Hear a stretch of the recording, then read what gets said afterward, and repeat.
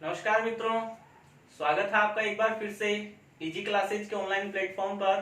मैं आपका दोस्त एक नई ऊर्जा के साथ उपस्थित हूं आपके समक्ष एक सबसे महत्वपूर्ण बिंदु के साथ। बिंदु आज अपन शुरू करेंगे और बिंदु हमारा होगा मूल अधिकार, मौलिक अधिकार, फंडामेंटल राइट्स। बहुत अच्छा बिंदु है। प्रतियोगी परीक्षा में राज्य व्यवस्था का यदि प्रश्न पूछा जाता है तो इस बिंदु को वो प्रश्न छूते हुए निकलता है। हर एग्जाम में यहाँ से प्रश्न पुटअप होने की 90% आशंका होती है, प्रश्न यहाँ से पूछा ही जाता है। इस बिंदु को मित्रों अपन बहुत डिटेल से सरल सटीक रूप में पढ़ेंगे। आप वीडियो के अंत तक बने रहें। मैं जितने भी प्रकार के फैक्ट आपके सामने रखूंगा वो विभिन्न प्रतियोगी परीक्षाओं में अब तक पूछे जा चुके हैं। बहुत अच्छे बेहतरीन प्रश्न आपके सामने रखने का प्रयास करूंगा जिनको आज तक आपने अपने प्रतियोगी क्षेत्र में सुना भी नहीं होगा। इनको सुनने के लिए आप वीडियो के अंत तक बने रहें।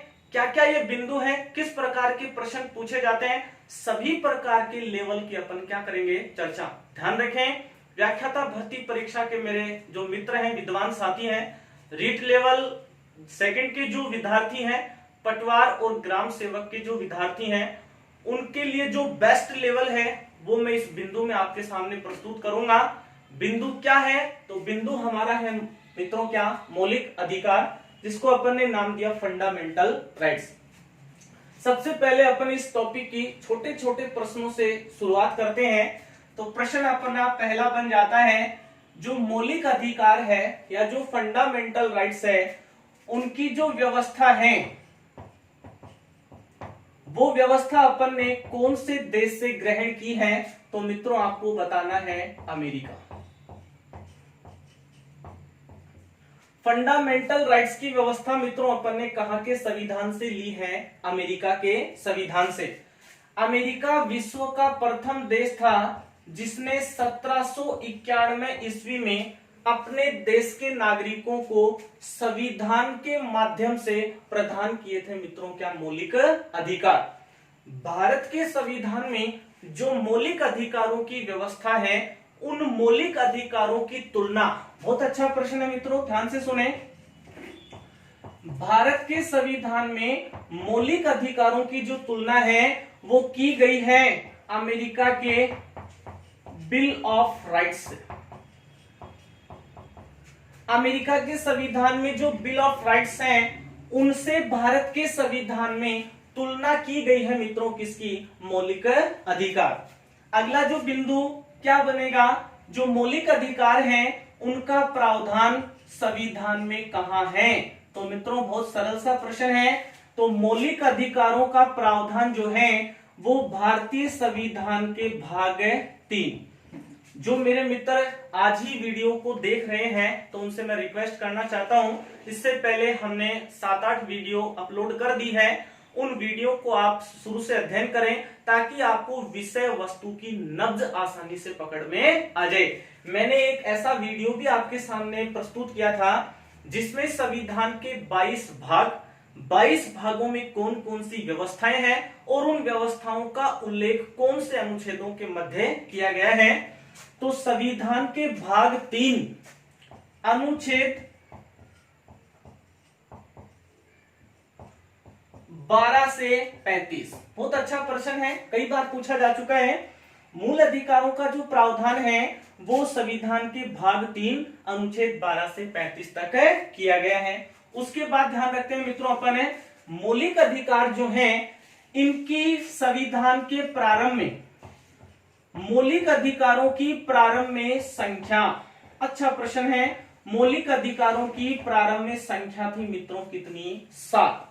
और इनकी जो वर्तमान संख्या है, वर्तमान संख्या है मित्रों कितनी? 6।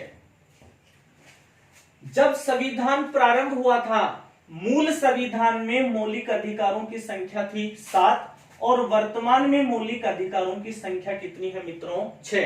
अब प्रश्न बन जाएगा कि प्रारंभ में 7 थी, वर्तमान में 6 है, तो कौन सा मौलिक अधिकार हटाया गया? मैंने आपको इसके बारे में पहले बता दिया। संविधान में यदि कोई नई चीज जोड़ी जाती है या संविधान से कोई नई चीज हटाई जाती है तो अमेंडमेंट किया जाता है, संविधान में संशोधन होता है। तो अपन चर्चा करेंगे कि संविधान संशोधन के द्वारा एक मौलिक अधिकार को मौलिक अधिकार की श्रेणी से हटा दिया गया। ये कुछ छोटे प्रश्न है, आसानी से आपको याद भी हो जाएंगे। मौलिक अधिकारों की व्यवस्था कहां से ली गई मित्रों? अमेरिका। विश्व का पहला देश था अमेरिका, जिसने 1791 में अपने नागरिकों को मौलिक अधिकार प्रदान किए थे। मौलिक अधिकारों की भारत के संविधान में जो मौलिक अधिकार है उनकी तुलना अमेरिका के बिल ऑफ राइट्स से की गई है। मौलिक अधिकारों का प्रावधान संविधान के भाग 3 अनुच्छेद 12 से 35 तक किया गया है। प्रारंभ में इनकी संख्या थी मित्रों 7 और वर्तमान में इनकी संख्या कितनी है? 6। उम्मीद कर रहा हूं आपको ये वीडियो पसंद आ रहा होगा। एक बार यहां तक का आप स्क्रीनशॉट लीजिए, फिर अपन आगे की चर्चा करते हैं।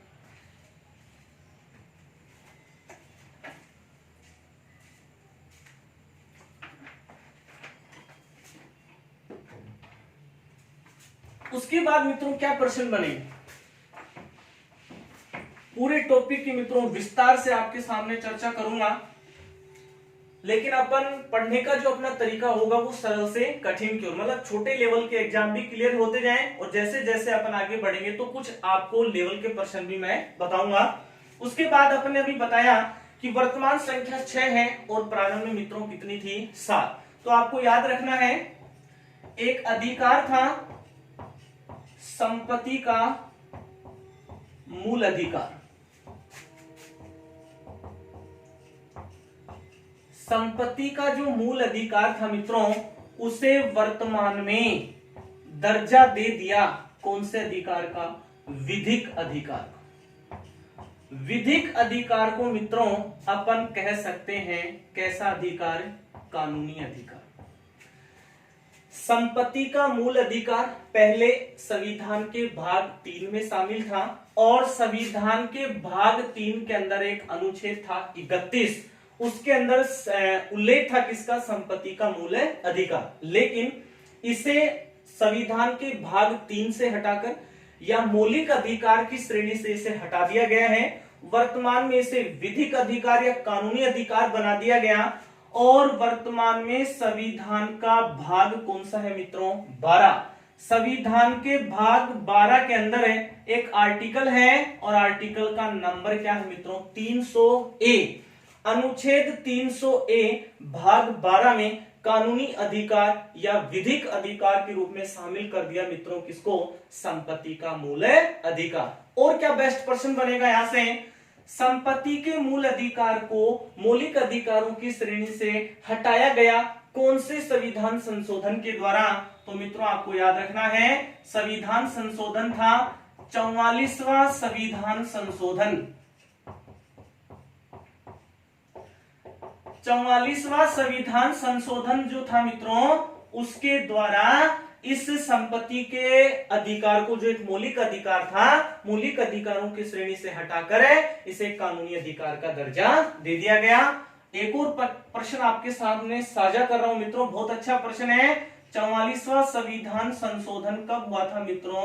1978 में। लेकिन एग्जामिनर आपकी परीक्षा लेगा और वो पूछेगा 44वां संविधान संशोधन कब लागू हुआ? तो मित्रों रटा रटाया सबको डेट याद है 1978, लेकिन आपको याद रखना है ये जो संविधान संशोधन है ये लागू कब हुआ था? 1979। 1978 में बना था, 1978 44वां, लेकिन लागू यदि पूछ लिया जाए तो मित्रों आपको बताना है 1979। अब अपन ये जानेंगे कि वर्तमान में भारत के संविधान में कौन कौन से मौलिक अधिकार हैं। तो लीजिए यहां तक का स्क्रीनशॉट, फिर आगे की चर्चा करते हैं अपन।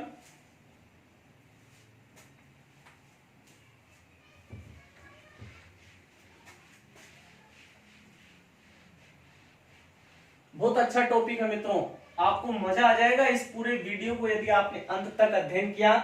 ऐसे प्रश्न आपके साथ साझा करूंगा, ऐसे फैक्ट आपको बताऊंगा मैं जिसको आपने इससे पहले कभी सुना भी नहीं होगा। आपके कान तरस गए होंगे इस प्रकार के वीडियो के जो फैक्ट हैं वो सुनने के लिए। बस आप वीडियो के अंत तक बने रहें।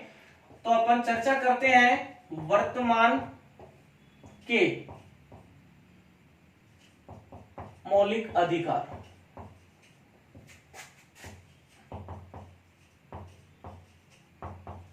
सरल से कठिन की ओर अपन इस टॉपिक का अध्ययन कर रहे हैं मित्रों। पहले अपन छोटे सरल प्रश्नों की चर्चा करेंगे, फिर अपन जैसे जैसे आगे बढ़ेंगे तो कुछ स्तरीय प्रश्न आपके सामने प्रस्तुत करने का प्रयास करूंगा। तो वर्तमान के जो मौलिक अधिकार हैं उनको देख लेते हैं अपन। पहला है मित्रों समानता का अधिकार।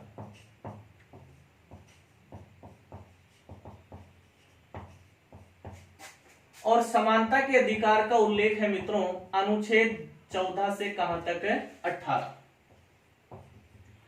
दूसरा जो मौलिक अधिकार है मित्रों वो कौन सा है, स्वतंत्रता का अधिकार। इसका उल्लेख है मित्रों अनुच्छेद 19 से लेकर 22। तीसरा जो मौलिक अधिकार है वो है मित्रों शोषण के विरुद्ध अधिकार। और शोषण के विरुद्ध अधिकार का उल्लेख है मित्रों अनुच्छेद 23 और कौन से अनुच्छेद में 24। उसके बाद धार्मिक स्वतंत्रता का अधिकार। और धार्मिक स्वतंत्रता का अधिकार है मित्रों अनुच्छेद 25 से लेकर कहां तक है 28। उसके बाद अगला है शिक्षा व संस्कृति का अधिकार। इसका उल्लेख है मित्रों 29 और 30। उसके बाद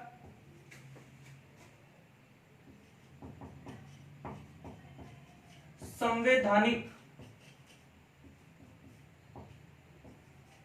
उपचारों का अधिकार।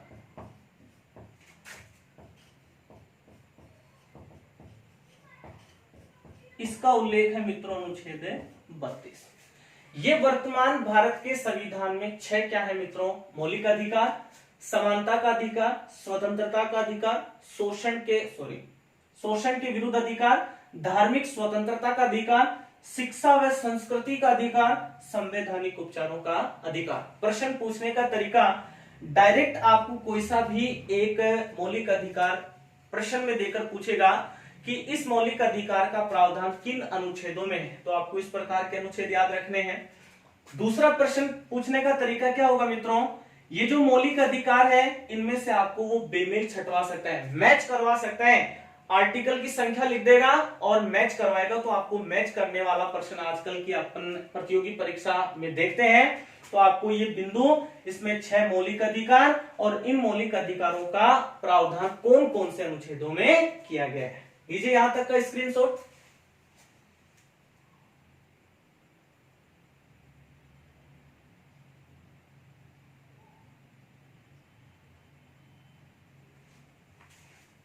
देखिए आगे मित्रों और क्या प्रश्न बनेंगे।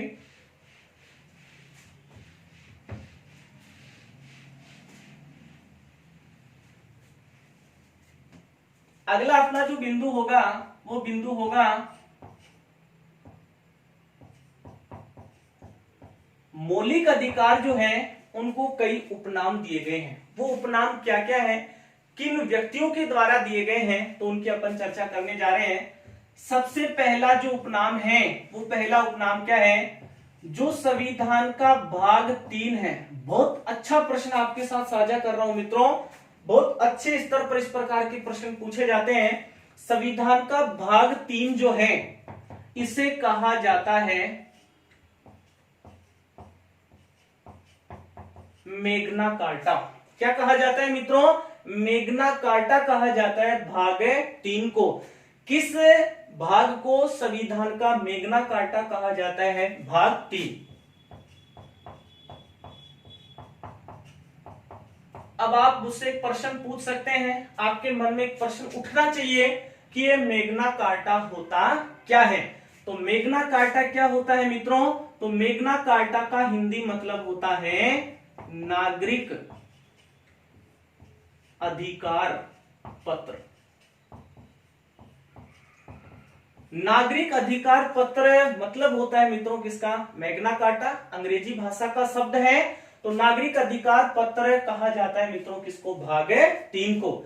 नागरिक अधिकार पत्र क्या है, मैग्ना कार्टा क्या है, इसको समझने का प्रयास करना। समय था मित्रों 1215। देश था मित्रों कौन सा? इंग्लैंड। इंग्लैंड के राजा ने 1215 में वहां की जनता को जिस पत्र पर अधिकार लिखकर प्रस्तुत किए थे मित्रों, हालांकि ऐसा प्रश्न जो अपन अर्थ के रूप में जान रहे हैं पूछा नहीं जाता है, मैं आपको बताऊंगा, आपको बिंदु क्या याद रखना है, लेकिन अपन कंसेप्ट जरूर तैयार करें। 1215 में इंग्लैंड के राजा ने वहां की जनता को पत्र, जिस पत्र पर लिखकर अधिकार प्रस्तुत किए थे उसी पत्र को कहा गया था मित्रों मैग्ना कार्टा, या उसको क्या कहा गया था मित्रों? नागरिक अधिकार पत्र। कहां के राजा ने? इंग्लैंड। समय था मित्रों क्या? 1215। तो यहां तक आपको 2 प्रश्न याद रखने हैं। भाग 3 को संविधान का मैग्ना कार्टा, नागरिक अधिकार पत्र कहा जाता है। मैग्ना कार्टा का संबंध कहां से? इंग्लैंड। समय था मित्रों 1215। वहां के राजा ने वहां की जनता को जिस पत्र पर अधिकार लिखकर प्रस्तुत किए थे उनको कहा जाता है मित्रों मैग्ना कार्टा। अब इंतजार की घड़ियां खत्म हो चुकी हैं, आपके सामने बहुत अच्छे इस तरह का प्रश्न शेयर कर रहा हूं मित्रों। भारतीय संविधान के भाग 3 को संविधान का मैग्ना कार्टा कहा जाता है। इस प्रश्न से शब्द विद्यार्थी भली भांति परिचित है, लेकिन आपके सामने एक नया कंटेंट रख रहा हूं मैं, और वो कंटेंट क्या होगा? एक देश, उस देश का नाम क्या था मित्रों? अमेरिका। अमेरिका देश के एक इतिहासकार, अमेरिका देश के इतिहासकार जिन्होंने संविधान के भाग 3 को संविधान का मैग्ना कार्टा कहा था, या अपन प्रश्न ऐसे याद रख सकते हैं, भाग 3 को संविधान का मैग्ना कार्टा किसने कहा था? तो मित्रों वो निवासी थे कहां के? अमेरिका के। वो पॉलिटिशियन नहीं थे, वो क्या थे? इतिहासकार थे। इतिहासकार का नाम क्या था? वो अच्छा प्रश्न है मित्रों, याद रखना है आपको। Granville Austin.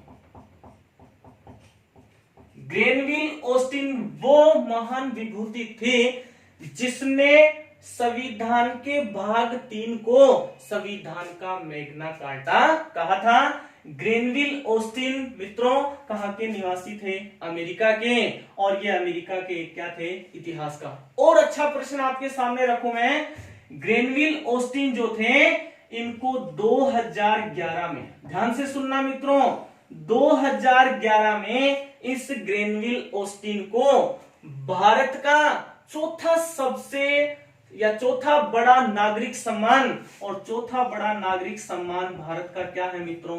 पद्म श्री।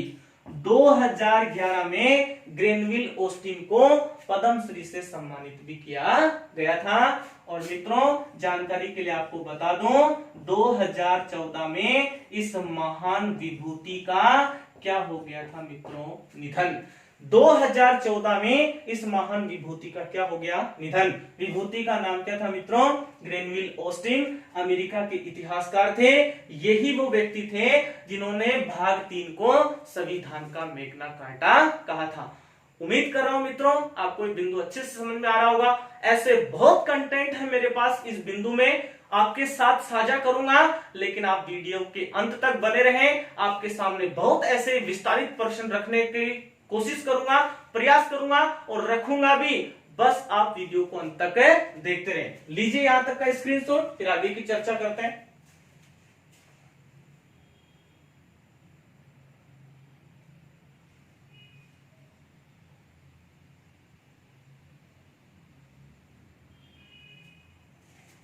उसके बाद देखिए मित्रों,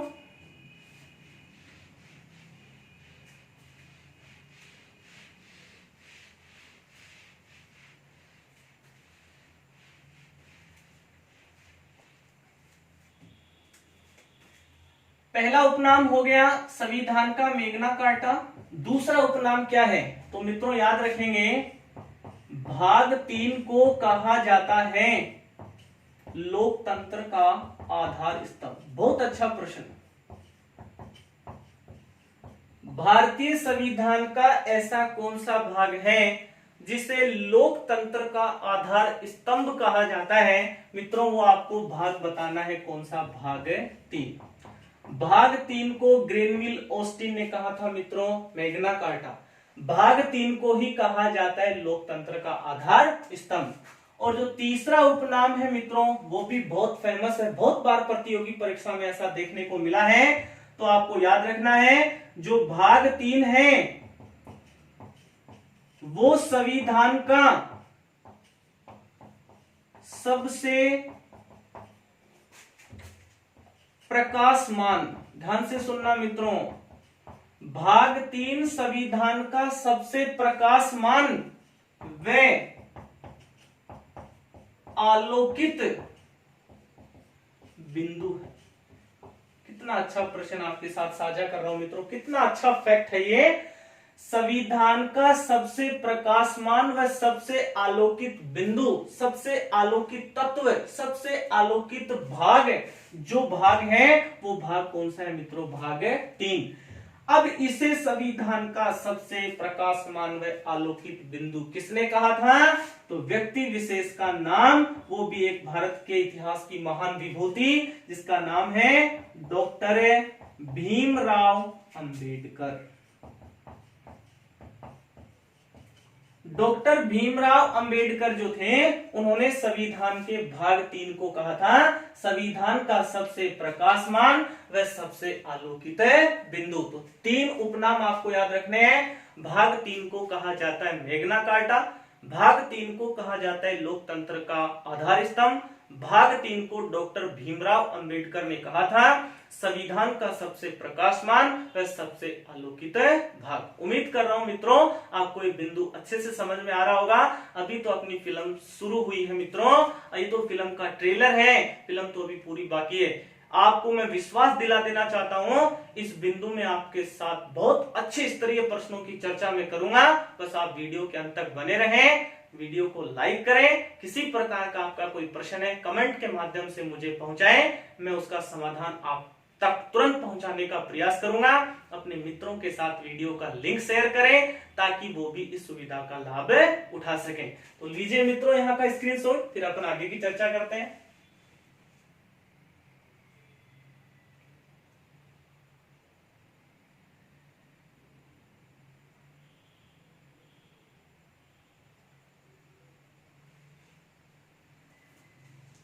देखिए मित्रों और क्या है इसके लिए प्रश्न।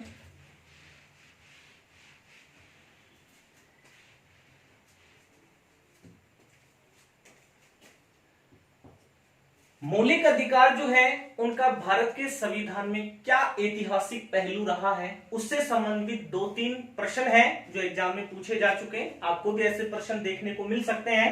प्रश्न क्या बनेगा? भारत में सर्वप्रथम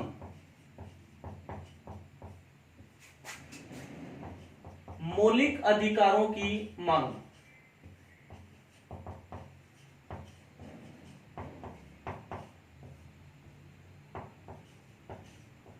बहुत अच्छा प्रश्न है मित्रों, ध्यान से सुनेंगे। भारत में सर्वप्रथम मौलिक अधिकारों की मांग रखी गई थी मित्रों किसमें? स्वराज विधेयक। स्वराज विधेयक में सर्वप्रथम मौलिक अधिकारों की मांग रखी गई थी। और मौलिक अधिकारों की सर्वप्रथम मांग कब रखी गई मित्रों? 1895। ये इतिहास का एक बेस्ट प्रश्न हो जाता है। स्वराज विधेयक का या स्वराज विधेयक कब पारित हुआ था? तो आपको बताना है 1895। इस स्वराज विधेयक के माध्यम से मौलिक अधिकारों की मांग रखने वाले प्रथम भारतीय जो थे उनका नाम क्या था? उनका नाम था बाल गंगाधर तिलक। बाल गंगाधर तिलक जो थे उन्होंने 1895 में स्वराज विधेयक के माध्यम से भारत में सर्वप्रथम मौलिक अधिकारों की क्या रखी? मांग। अब जो प्रश्न आपके सामने रखने जा रहा हूं मित्रों बहुत बेस्ट प्रश्न है और वो प्रश्न आपके लिए रख देता हूं मैं। प्रश्न क्या होगा अपना? संविधान में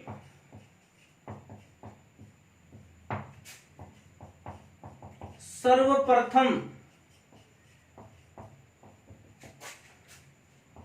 मौलिक अधिकार को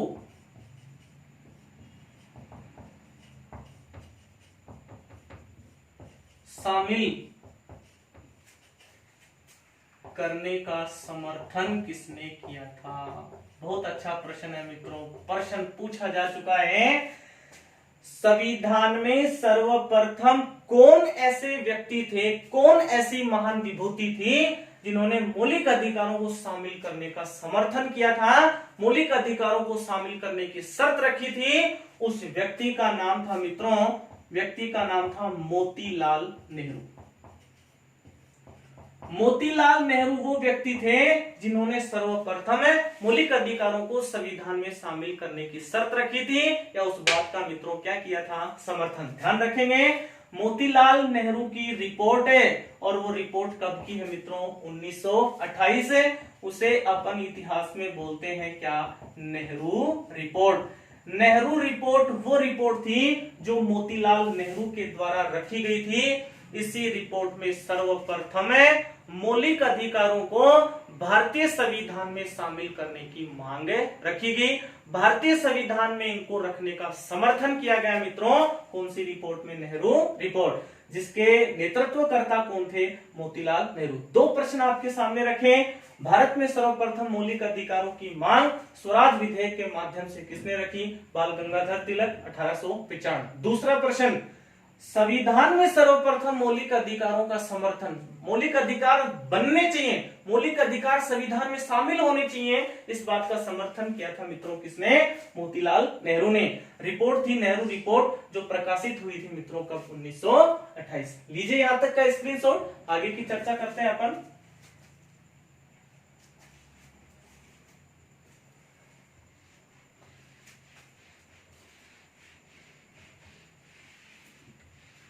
आपको मैंने शुरू में विषय वस्तु शुरू की थी मित्रों, आपसे वादा किया था इस विषय वस्तु को आपको मैं नए सिरे से पढ़ाऊंगा। जितने भी अपडेट बिंदु हैं सबको साथ लेते हुए अपन इस विषय वस्तु का विस्तार से अध्ययन करेंगे।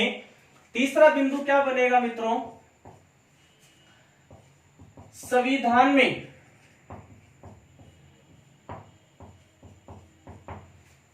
मौलिक अधिकारों के प्रारूप को लेकर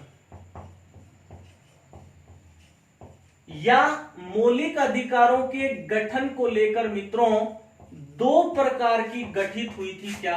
समितियां। बहुत अच्छा प्रश्न है मित्रों, पूछा जा चुका है। मौलिक अधिकारों को संविधान में शामिल करने के लिए या मौलिक अधिकारों के गठन के लिए दो प्रकार की समितियां गठित हुई थी। दोनों समितियों के प्रश्न आपको याद रखने हैं। पहली समिति का नाम था मूल अधिकार समिति, और मित्रों दूसरी जो समिति थी उसका नाम था मूल अधिकार उप समिति।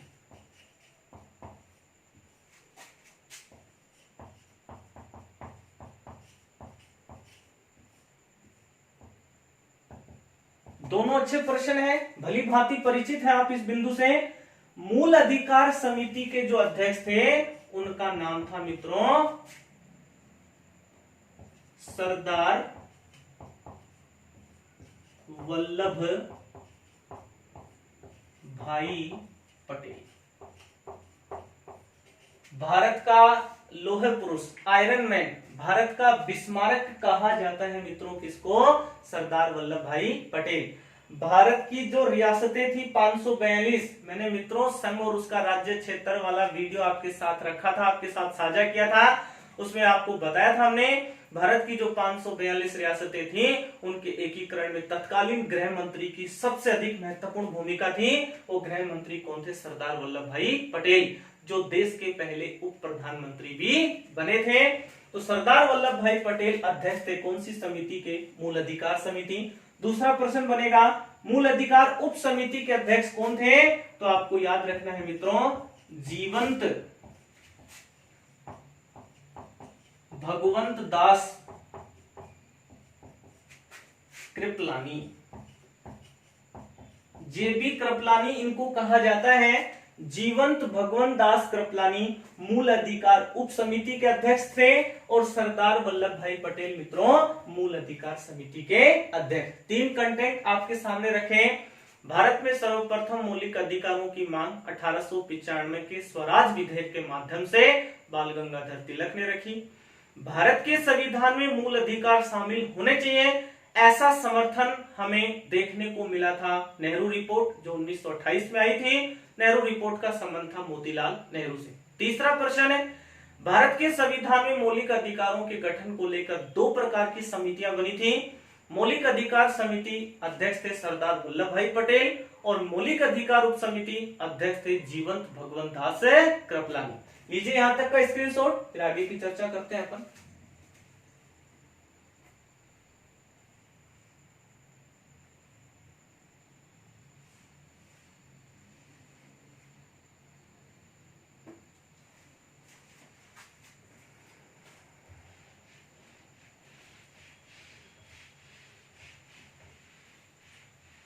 अभी तक अपन ने कुछ सरल प्रश्नों की चर्चा की। अब मैं मित्रों इस टॉपिक के या इस विषय वस्तु के बिंदु में कुछ आंतरिक या गहराई तक पहुंचने का प्रयास करता हूं।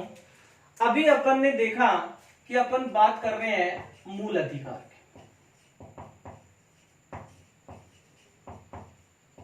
क्या होते हैं मूल अधिकार, क्या इनकी विशेषताएं होती हैं? मित्रों आपको बता दूं, एक होता है मानवाधिकार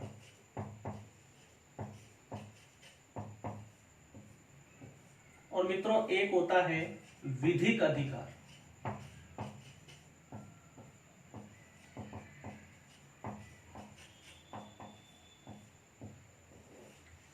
क्या होते हैं मौलिक अधिकार, क्या होते हैं विधिक अधिकार और क्या होते हैं मित्रों मानवाधिकार? बहुत सरल आपके सामने प्रस्तुत करूंगा मैं। अपन इन तीनों का अर्थ जान जाएंगे तो अपने को मौलिक अधिकार बिंदु किसी भी प्रकार की कठिन परिस्थितियों में उपस्थित नहीं करेगा। मौलिक अधिकार है, मानवाधिकार है और विधिक अधिकार। सबसे पहले अपन चर्चा करते हैं मित्रों मानवाधिकार। क्या होते हैं मानवाधिकार? तो देखिए मानवाधिकार किसे कहते हैं? मानवाधिकार वे होते हैं जो हमें दिए हैं। किसने दिए हैं? प्रकृति ने। प्रकृति ने मानव को जो अधिकार दिए हैं उनको मौलिक अधिकार नहीं कहते, उनको विधिक अधिकार नहीं कहते मित्रों, उनको कहते हैं मानवाधिकार। मानवाधिकार मानव को किसी देश के संविधान ने नहीं दिए हैं, वो तो मानव को जन्मजात ही मिले हैं। वो मानव को किसने दिए हैं? प्रकृति ने दिए। तो मानवाधिकार जो हैं वो मानव को किसने दिए हैं? प्रकृति ने। जैसे जीवन का अधिकार, इसकी अपन विस्तार से चर्चा करेंगे जब अपन अनुच्छेद 21 पढ़ेंगे। वहां पर लिखा हुआ है प्राण व दैहिक स्वतंत्रता या जीवन जीने का अधिकार। तो प्रकृति के द्वारा मानव को जो अधिकार दिए गए हैं मित्रों उनको बोला जाता है मानवाधिकार। जैसे जीवन का अधिकार, ये प्रकृति के द्वारा जो मानव को अधिकार दिए गए हैं ये किसी देश की, ध्यान से सुनना मित्रों, किसी देश की सीमाओं से बंधे हुए नहीं होते। क्या होते हैं मित्रों? प्रकृति ने मानव को दिए हैं। दूसरी बात, जैसे जीवन का अधिकार, ये किसी देश की सीमाओं से बंधे हुए नहीं होते, ये किसी देश के संविधान के मोहताज नहीं होते।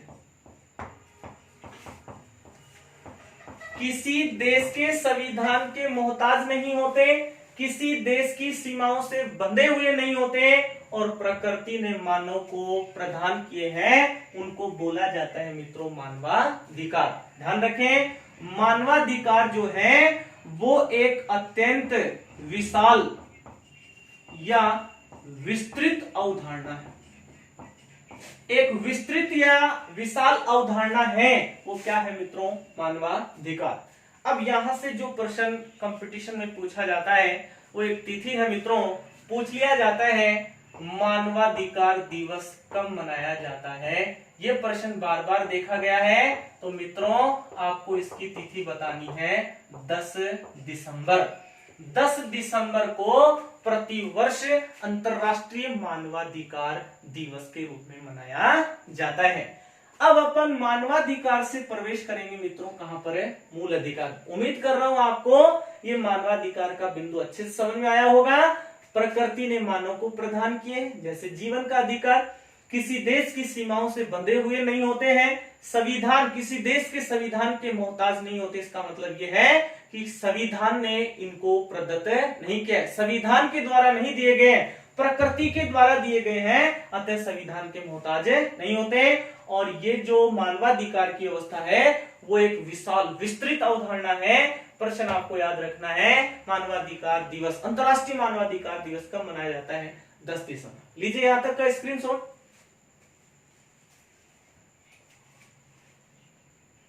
देखिए आगे,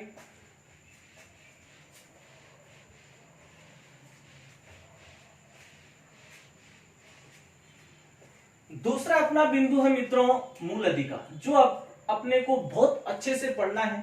मूल अधिकार होते क्या है? तो सबसे पहली बात आपको याद रखनी है, मूल अधिकार जो है वो किसी देश के संविधान द्वारा प्रदत्त होते हैं। पहला ही बिंदु बन जाता है, जो मूल अधिकार है वो किसी देश के संविधान के द्वारा दिए जाते हैं, संविधान के द्वारा प्रदत्त किए जाते हैं। दूसरा बिंदु मित्रों इसी से जुड़ा हुआ है, मूल अधिकार किसे दिए जाते हैं? तो आपको याद रखना है मित्रों, मूल अधिकार दिए जाते हैं किनको? नागरिकों को। जिसने देश की नागरिकता ग्रहण कर रखी है, उस देश का वो नागरिक है, उसी को ही दिए जाते हैं क्या? मूल अधिकार। वो एक बात अलग है कि भारत के संविधान में कुछ ऐसे मौलिक अधिकार भी हैं जो भारतीय नागरिकों के साथ साथ विदेशी नागरिकों को भी प्राप्त हैं। वो कौन कौन से हैं उसकी अपन अभी चर्चा थोड़ी देर में करने वाले हैं। पहला बिंदु, संविधान के द्वारा प्रदत्त होते हैं। संविधान के द्वारा किनको दिए जाते हैं? नागरिकों को दिए जाते हैं। तीसरा बिंदु इसमें क्या बन जाएगा मित्रों? मौलिक अधिकार की जो व्यवस्था है वो एक कैसी अवधारणा है? संकीर्ण अवधारणा। संकीर्ण अवधारणा किसकी तुलना में? मानवाधिकारों की तुलना में। मानवाधिकार की व्यवस्था एक व्यापक अवधारणा है और संकीर्ण अवधारणा मानवाधिकार की तुलना में क्या है मित्रों? मौलिक अधिकार। तीसरा बिंदु, चौथा बिंदु इसमें क्या बन जाएगा? जो मौलिक अधिकार हैं वो राज्य के विरुद्ध, ध्यान से सुनना मित्रों, राज्य के विरुद्ध गारंटी के रूप में प्रदान किए गए। कितनी अच्छी बात मित्रों आपके साथ साझा कर रहा हूं। प्रश्न पूछ लिया जाता है, भारतीय संविधान की ऐसी कौन सी व्यवस्था है जो नागरिकों को राज्य के विरुद्ध गारंटी के रूप में प्रदान की गई है? वो मित्रों क्या है? मूल अधिकार। इस लाइन का मतलब ये होता है मित्रों, यदि मौलिक अधिकारों का राज्य के द्वारा किया जाए, क्या किया जाए? हनन, प्रत्यक्ष या अप्रत्यक्ष रूप में यदि राज्य के द्वारा मौलिक अधिकारों का हनन होता है तो भारत के नागरिक शरण ले सकते हैं मित्रों किसकी? न्यायपालिका। और न्यायपालिका इसके लिए 5 प्रकार की जारी करती है क्या? रिट। उन रिटों की भी अपन चर्चा करेंगे जब अपन छठा मौलिक अधिकार पढ़ेंगे, संवैधानिक उपचारों का अधिकार। तो मौलिक अधिकार क्या होते हैं मित्रों? किसी देश के संविधान के द्वारा दिए जाते हैं। किनको दिए जाते हैं? उस देश के नागरिकों को दिए जाते हैं। मानवाधिकारों की तुलना में मौलिक अधिकार एक कैसी अवधारणा है? संकीर्ण अवधारणा है। राज्य के विरुद्ध गारंटी के रूप में इनको प्रदान किया जाता है। इसका मतलब होता है मित्रों, यदि मौलिक अधिकारों का हनन होगा तो न्यायपालिका की शरण ली जाएगी। न्यायपालिका मतलब सर्वोच्च न्यायालय, और सर्वोच्च न्यायालय उसके लिए 5 प्रकार की रिट जारी करता है। लीजिए यहां तक का स्क्रीनशॉट।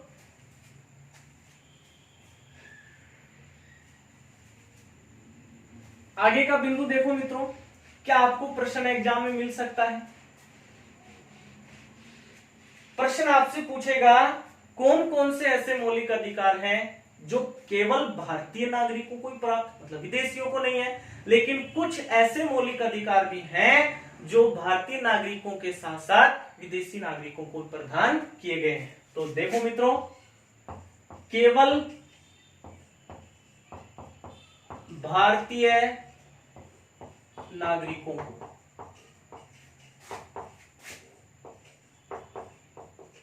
प्राप्त, केवल भारतीय नागरिकों को प्राप्त जो अधिकार हैं वो कौन कौन से हैं उनकी अपन चर्चा करें मित्रों। तो आपको याद रखना है अनुच्छेद 15, अनुच्छेद 16, अनुच्छेद 19, अनुच्छेद 20, सॉरी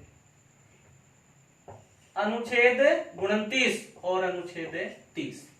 ये 5 वो मौलिक अधिकार हैं जो केवल और केवल किसको प्राप्त है, भारतीय नागरिकों को, 15, 16, 19, 29 और 30। दूसरा प्रश्न क्या पूछेगा मित्रों,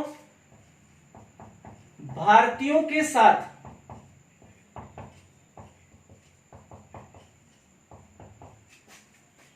विदेशियों को भी प्राप्त,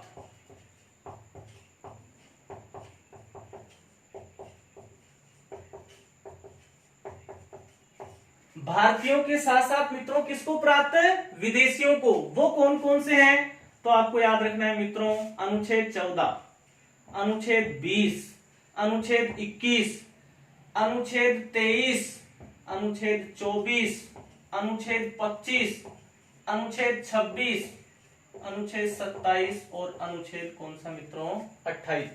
ये 9 वो अनुच्छेद हैं जो भारतीय नागरिकों के साथ साथ विदेशी नागरिकों को भी प्रदान किए जाते हैं। इनमें से प्रश्न पूछने का तरीका, निम्न में से कौन सा मौलिक अधिकार केवल भारतीयों को प्राप्त है।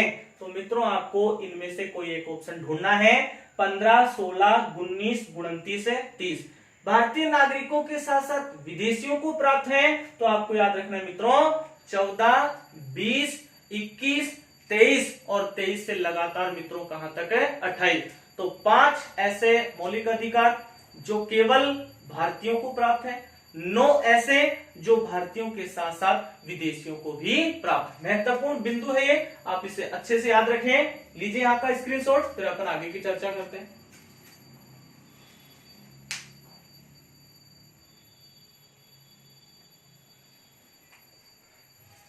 उसके बाद देखो मित्रों, अपना एक बिंदु और बचा है जिसका अपन ने नाम लिखा है विधिक अधिकार। क्या होते हैं विधिक अधिकार?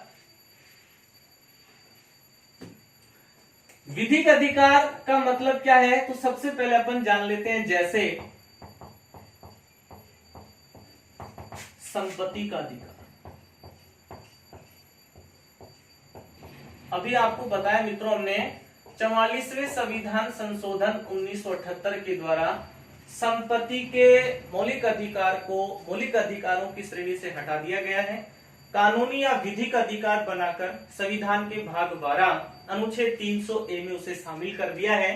तो संपत्ति का जो अधिकार है वो एक क्या है, विधिक अधिकार। इस लाइन से तो अपने को ये समझ में नहीं आया कि अपन विधिक अधिकार कहेंगे किसको।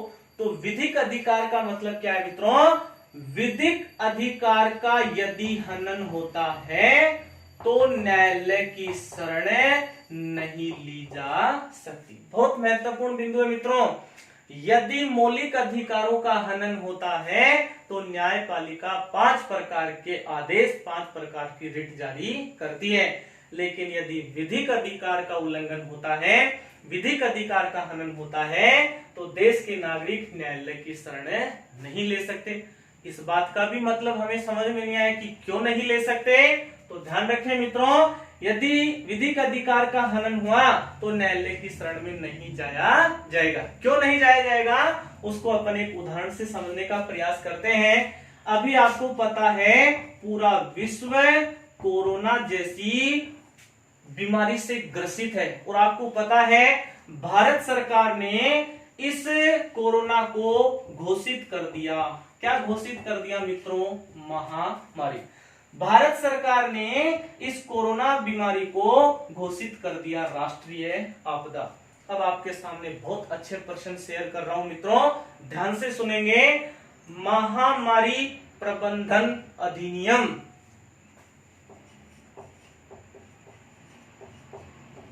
महामारी प्रबंधन अधिनियम वो मित्रों कब बना था? 1897। बहुत बेस्ट प्रश्न है, ध्यान रखेंगे।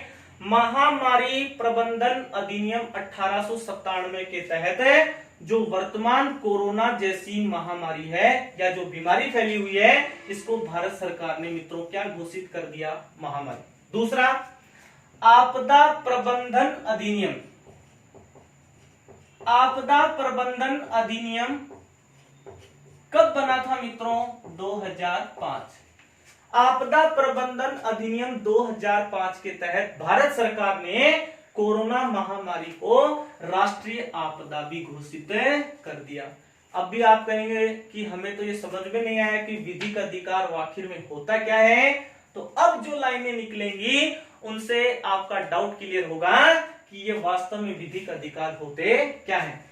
कोरोना को भारत सरकार ने महामारी प्रबंधन अधिनियम 1897 के तहत महामारी, आपदा प्रबंधन अधिनियम 2005 के तहत राष्ट्रीय आपदा घोषित कर दिया।